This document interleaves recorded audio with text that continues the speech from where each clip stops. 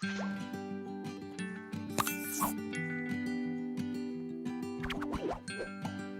ideiak hor daude, ideiak eta lan iniziatibak edo hor dago. Orduan behar duzuna da, erreparatu, ikusi, hartu, eta gero, tak, alegin bat egin. Nunca es tarde, ¿no?, para emprender y para intentar algo nuevo, y para ellos menos.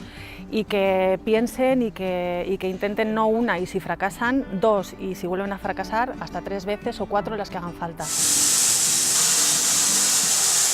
Hay mucho desconocimiento y cuando entras en esta situación de intentar emprender, ¿no?, pues bueno, siempre te falta la voz de un tercero o de alguien que te pueda guiar en el camino. Yo creo que viendo experiencias de diversos puntos de vista, yo creo que puede ser muy interesante y muy beneficioso. Cuando uno no ofrece sólida experiencia, tiene que ofrecer su fortaleza, y su fortaleza son ganas de aprender, son vitalidad, son positivismo, son solución de problemas, son creatividad. Entonces uno tiene que saber lo que ofrece y a partir de ahí ponerlo en valor.